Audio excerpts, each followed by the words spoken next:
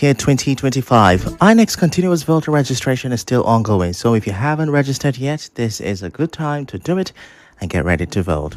On the news this hour, sentencing of IPOB leader ongoing as judge walks out Nnamdi Kanu. President Tinubu assures Nigerians that kidnapped girls in Kebbi will be rescued. Police seal off the PDP secretariat as the party's leadership crisis deepens, as we bring you different reactions to the crisis. Flood victims in 2 rivers local government areas get relief materials from state government. I'm Ifechukwu Muonyili with the news.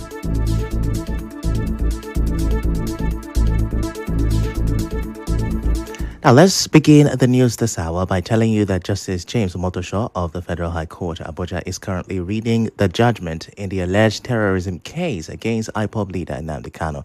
Earlier, Kanu was removed from the courtroom after shouting at the top of his voice that the judge didn't know the law. He repeatedly interrupted the judge, leading to his removal from the court on the instructions of the judge. We will bring you more details soon. Now, the Rivers State government says it is close to finalizing plans to enroll its workers in the Employees Compensation Scheme of the Nigeria Social Insurance Trust Fund. The secretary to the state government, Dr. Benibo Anabraba, told the Rivers TUC that the move will ensure staff who suffer injuries, accidents, or job-related illnesses get proper medical care, rehabilitation, and compensation where necessary. He says Governor Siminalayi Fubara is committed to adopting the scheme and will also require private sector players, especially in construction, to meet NSITF certification standards to better protect workers. Dr. Anabraba also wants stronger industrial harmony between government and labor, noting that workers' welfare remains a top priority. He frowned at the illegal parking of trucks and tankers across major roads in the state and urged unions to educate their members before the government is forced to take decisive action. Still talking the Rivers State government, flood victims in Oyibo and Gokana local government areas may finally have some relief. The Rivers State Flood Management and Prevention Committee has handed over relief materials to the council authorities for distribution to affected families. This comes after a stakeholder from Oyibo recently told Nigeria Info FM that the area had been neglected and even threatened a protest. Speaking at the Central Medical Store in Port Harcourt, the vice chairman of the State Flood Committee and head of service, Ingi Brown, reaffirmed the government's commitment to supporting communities hit by natural disasters. She urged councils to ensure the items reach the families who need them most. Dr. Brown represented the committee's chairperson and deputy governor, Professor Ngozi Ojo.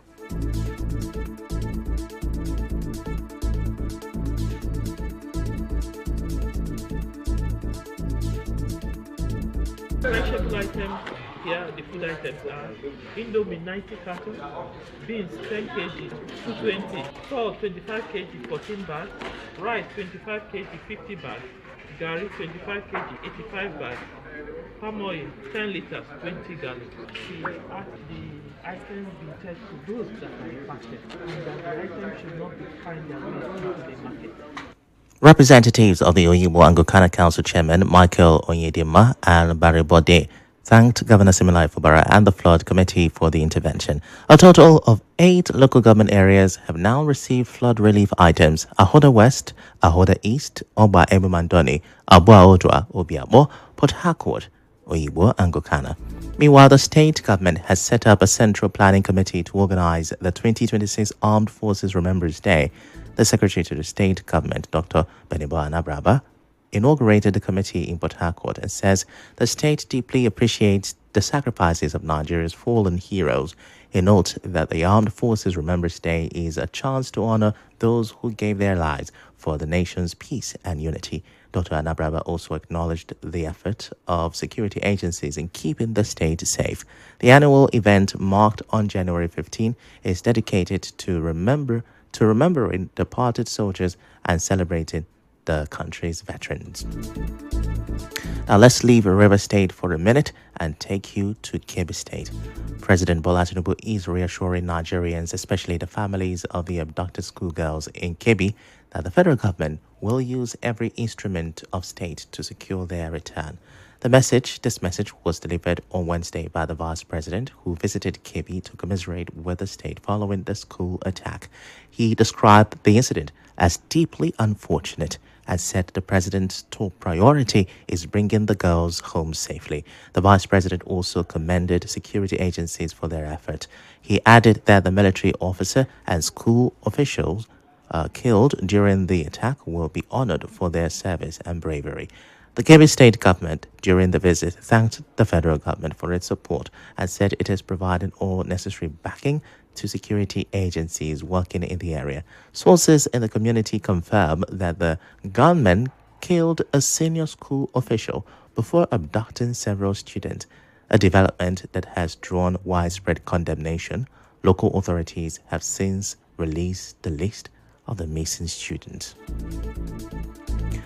Meanwhile, the state government has dismissed claims circulating online that the attack happened in a Christian-dominated area, describing the comments as misleading and capable of causing division.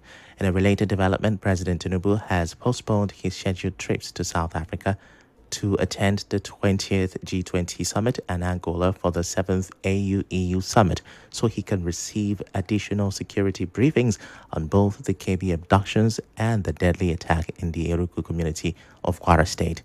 Meanwhile, the federal government has blamed the recent terror attacks, including the abduction of schoolgirls in Kebbi and the Ifechukwu church assault in Kwara, on remarks by U.S. President Donald Trump. Now, Secretary to the Government of the Federation, George Akume, said Trump's post alleging Christian genocide in Nigeria emboldened violent groups to attack soft targets. He stressed that insurgency networks had been significantly weakened by the U.S. statement and that He stressed that insurgency networks had been significantly weakened before the U.S. statement and that Nigeria does not need foreign troops. Akume reaffirmed that the Nigerian armed forces are capable and professional while urging targeted support from partners in intelligence, technology, and equipment. He also rejected claims of a Christian genocide, noting that both Muslims and Christians have been victims of attacks and emphasized that Nigeria remains a secular state. And speaking of the Kwara tragedy, the Kwara State Police Commissioner has visited Ifechukwu community in Ekiti local government area for an on-the-spot assessment after reports of a recent attack. Now, he met with local police officers, traditional leaders, and residents to review the situation and coordinate an immediate security response. The commissioner also inspected the affected church and gathered first-hand information while reassuring the community of the command's commitment to protecting lives and property. Police authorities say personnel and resources have now been deployed as efforts continue to rescue victims and track down the attackers. Meanwhile, youth in Ifechukwu, Kwara State, blocked the Ilori-Kaba highway on Wednesday in protest over Tuesday night's bandit attack. The demonstration caused major traffic as protesters set bonfires and used stones and logs to block the expressway. They accused security agencies of abandoning the community during the attack. Now let's bring you some reactions to these security challenges.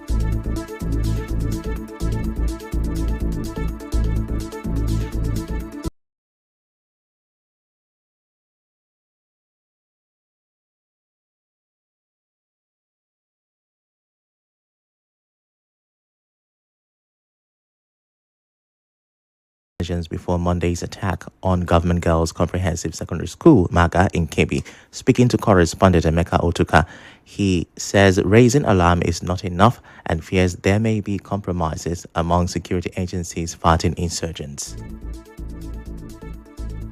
Now that the JSS raised alarm for who to do what, the alarm they raise now has no effect, has no impact in securing the school we are talking about. This is so sad. If Nigerian government is proactive, I don't think it will be easy for security flashpoint, Kebbi State, children to be abducted. Definitely there are some saboteurs. It could be internal saboteurs because some of the officers may have sympathy for these terrorist religious reasons.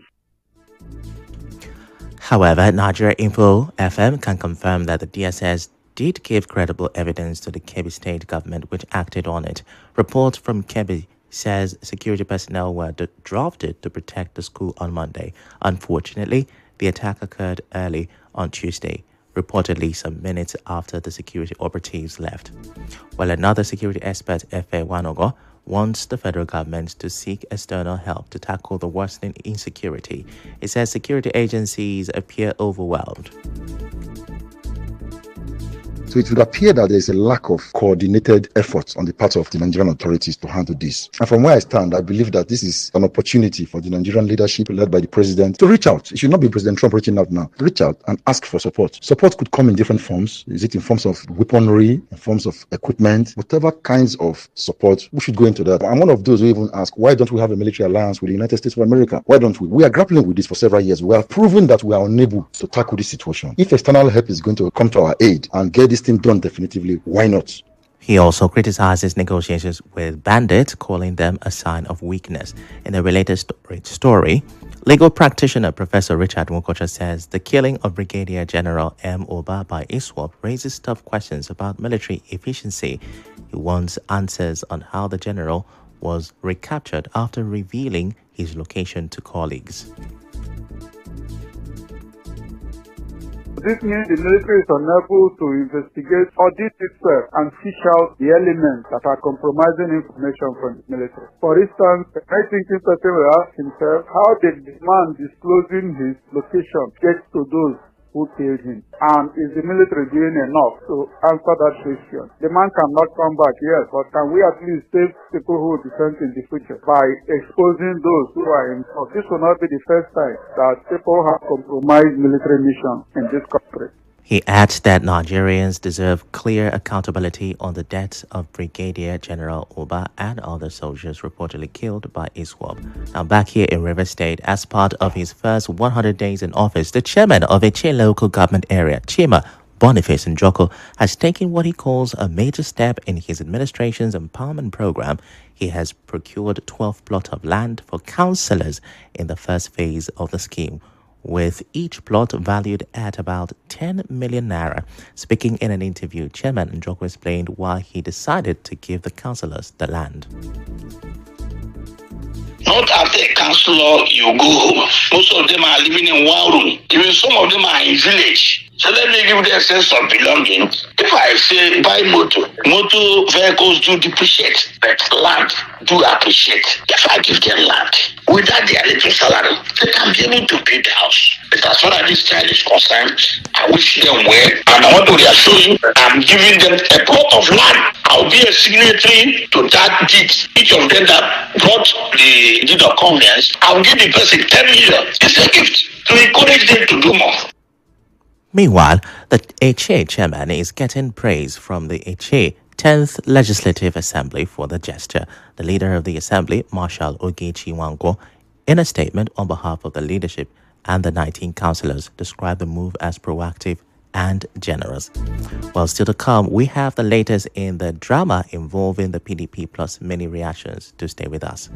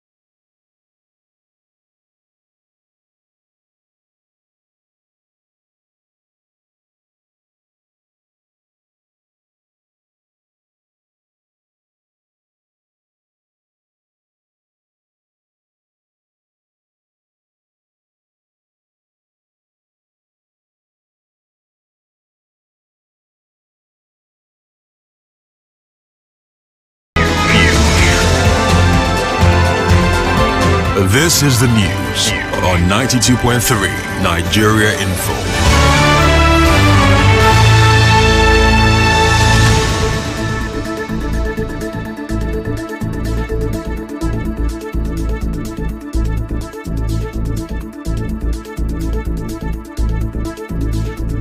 Yeah, welcome back.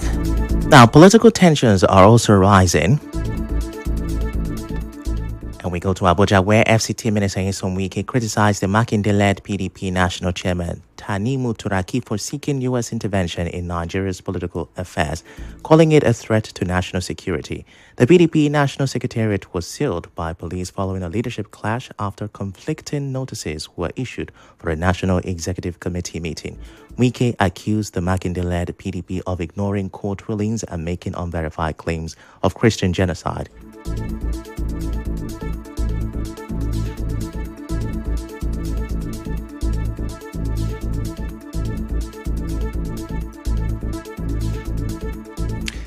And now, former factional PDP chairman in River State, Robinson Namewo, says he does not need anyone's permission to attend the PDP National Convention. He says this while reacting to reports that he attended the convention against Governor Fubara's advice.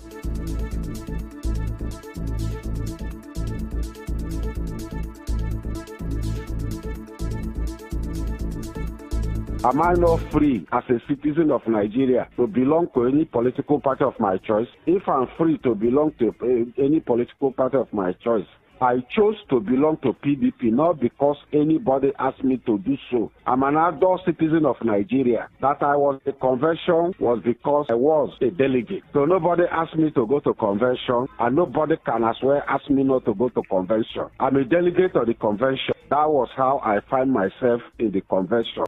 He also insists that the governor's absence in Ibadan does not invalidate the convention's decision to dissolve the PDP structure in River State. Meanwhile, public affairs analyst Chimene Mwodi is also weighing in on the PDP crisis. He says the Federal High Court and the Oyo State High Court have equal powers, so one court ruling cannot simply override the other. He believes the Makinde-aligned faction should have appealed instead of bypassing the process, and says INEC will be key in resolving the issue. These are court of equal jurisdiction. They have the same powers. But what we are saying, the first in time, when you say, when there are two equities, the first in time is recognized. Now, if there is a judgment of court, Federal High Court, which was clearly given by order of court by Omotosho, that judgment should have been obeyed, where there is no disobedience. But over time, we have seen politicians disobeying court orders, and I think it has to be addressed. This is where NJC comes in. We're not done with the PDP crisis. This time, let's inform you that legal practitioner Festus Ogbuche says the PDP crisis is already triggering calls for a judicial review. Speaking on clashes at the National Secretariat, he argues that reforming the judicial system will help address the confusion created by conflicting court orders.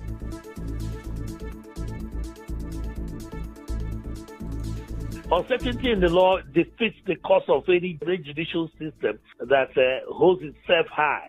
At the end of the day, you have travesties pushing all over the place. That means that our judicial system is not properly organized in terms of framework, legal framework, and structural framework for us to be having these conflicting decisions. The proper thing to do is to do the appropriate judicial reforms, quicken the appeal process. Ogbuche also believes only genuine PDP members can resolve the crisis politically.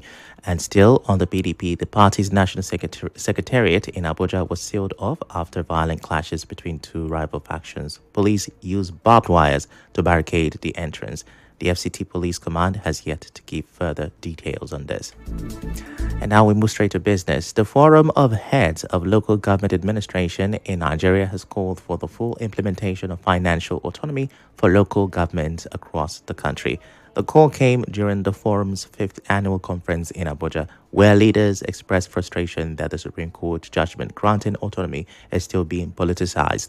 They argued that empowering local governments financially will allow them to deliver better services and drive development at the grassroots. The event also saw recognition of outstanding officials and the election of new forum executives to continue promoting professionalism in local government administration. And now we go straight to sports. Morocco's right back Ashraf Hakimi has been named the 2025 African Footballer of the Year at the CAF Award in Rabat. The 27-year-old beat Egypt's Mohamed Salah and Nigeria's Victor Osimhen after helping Paris Saint-Germain win the French League and their first Champions League title. Hakimi becomes the first Moroccan to win the award since Mustafa Hadji in 1998, having narrowly missed out in 2023 and 2024. Now, on the women's side, Morocco captain Ghislaine Chebak took the prize, beating Nigeria's Rashidat Ajibade and teammates Sana Msudi. Nigeria's Super Falcons was named Women's Team of the Year, while Chiamaka Nadozie was voted the Goalkeeper of the Year. The winners are selected by the panel of CAF experts, African media professionals, players, and coaches. And now, we bring you news from around the world. U.S. President Donald Trump has signed a bill ordering the release of all files related to the late convicted sex offender Jeffrey Epstein. The legislation requires the Justice Department to make the document available in a searchable and downloadable format within 30 days. Trump had previously opposed releasing the files, but reversed his position following pressure from Epstein's victims and members of his own party. Well, that's the news update. That's how to reach the news team. Before we go, let's have a look at the headlines once again. We told you that President Tinubu has assured Nigerians that kidnapped girls in Kebbi will be released.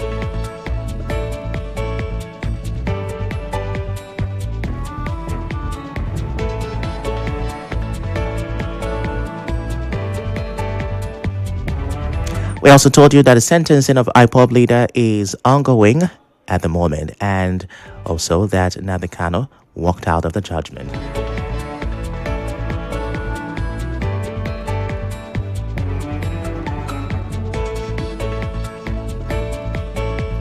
We brought you reports from experts reacting to renewed insecurity in the country as Vice President Shettima met the families of abducted schoolgirls. And finally, we told you that flood victims in Oyibo and Gokana local government areas have gotten relief materials from the state government. The news was edited by Ufuma Iwamono. To reach the news team, send an SMS or WhatsApp to 0808 721 7215. I'm Ifechukwu Muonyili. Many thanks for listening.